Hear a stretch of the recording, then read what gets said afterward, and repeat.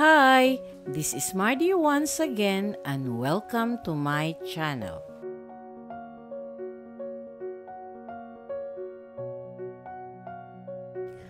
On March 28, 1945, Rodrigo Rua Duterte was born in Maasin, Leyte. He is a Filipino lawyer and politician who served as the 16th President of the Philippines from 2016 to 2022. Duterte is the first President of the Philippines from Mindanao and is the oldest person to assume office, beginning his term at age 71.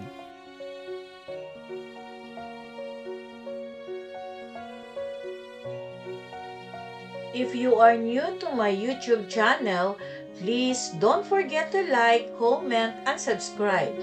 At para updated kayo sa mga susunod kong videos, please click the bell notification below. At sana po, don't skip the ads and please watch until the end of my video.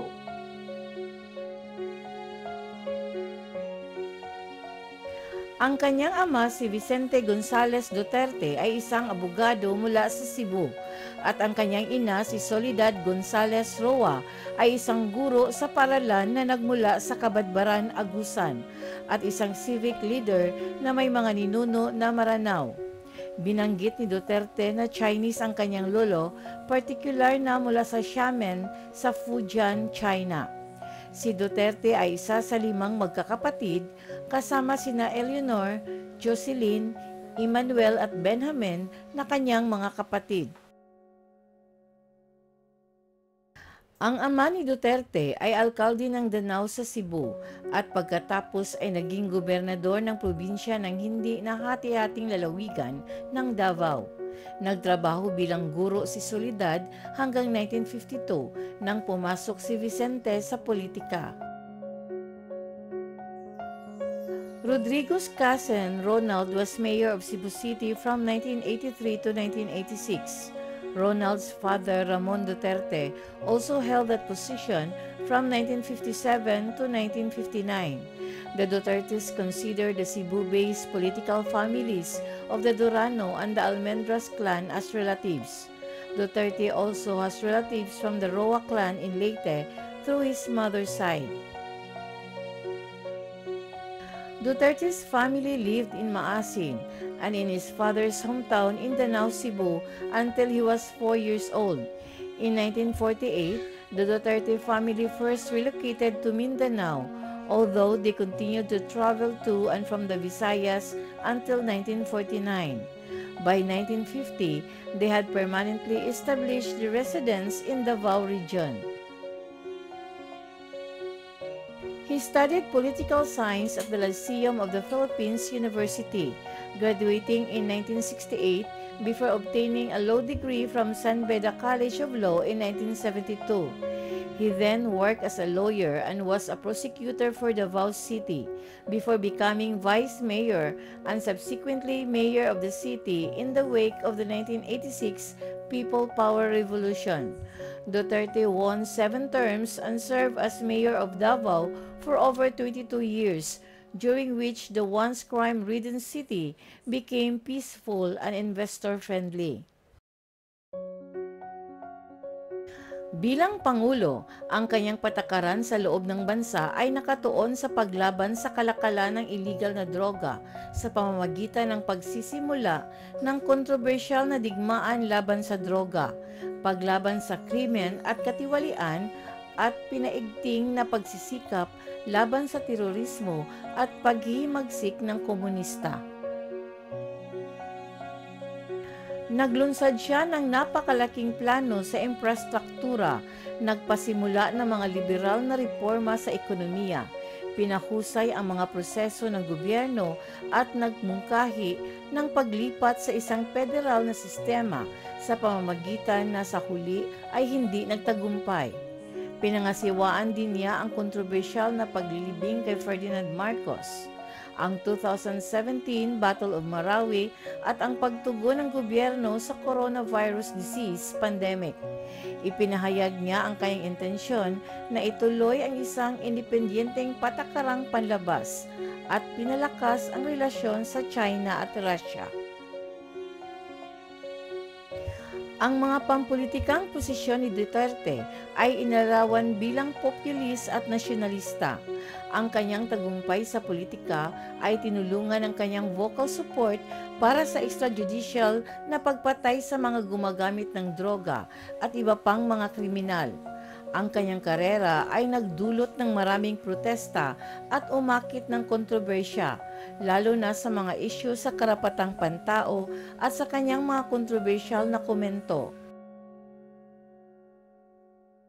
Ang mga extrajudicial killings na di umano ay ginawa ng Davao Death Squad sa pagitan ng 1998 at 2016 sa panahon ng mayoralty ni Duterte ay sinisiyasat din ng mga human rights group at ng Office of the Ombudsman.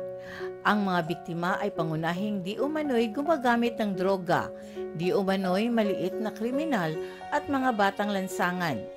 Binuksan ng International Criminal Court ang paunang investigasyon sa drug war ni Duterte noong 2018, which prompted Duterte to physically withdraw the Philippines in response. Duterte's popularity and domestic approval rating remained relatively high throughout his presidency, and by the end of his term, he was the most popular post-EDSA president. Duterte is known for being an avid fan of big bikes, but detests luxury cars. He once owned a second-hand Harley-Davidson and a Yamaha Virago. He was once a habitual smoker, but he eventually quit after a doctor's suggestion due to health concerns. Duterte is an avid reader of Robert Ludlum and Sidney Sheldon novels. Duterte is also known for his straightforward and vocal attitude in public, especially in interviews, showing no hesitation in profusely using profanity live on screen on numerous occasions, despite formal requests by media groups and schools beforehand to abstain. Duterte has his own local show in Davao City called Gikan sa Masa para sa Masa, which was aired as a black timer on ABS-CBN Davao and later on SMNI News Channel. He is also a member of Lex Toliones Fraternitas, a fraternity based in the San Beda College of Law and the Ateneo de Davao University. Bukod sa kanyang katutubong Cebuano, mahusay din si Duterte sa Filipino at English. Mula nang maging alkalde ng Davao City, taunang tradisyon na ni Duterte ang pagbisita sa mga batang may cancer sa lungsod at pagbibigay sa kanila ng mga regalo sa Pasko. Minsan ay ikinasal si Duterte kay Elizabeth Abiliana Zimmerman, isang flight attendant na may lahing Jewish at German-American mula sa Davao City. Tinunton niya ang kanyang pinagmulan sa Tuburan, Cebu. Magkasama silang may 3 anak. Sila Paulo or Pulong Duterte, Sara o Inday Sara, ang ika-15 Vice-Presidente ng Pilipinas, at si Sebastian or Baste. Si Paulo at Sara ay pumasok sa politika, habang si Baste na walang interes sa politika ay nakatuon sa negosyo at surfing. Ngunit kalaunan ay tumakbo at nanalo bilang Davao City Vice Mayor noong 2019. Si Duterte ay naging bukas sa publiko tungkol sa kanyang pagtataksil at panliligaw habang ikinasal kay Zimmerman at binanggit ito bilang dahilan ng kanyang bigong unang kasal nang tanungin sa mga panayam.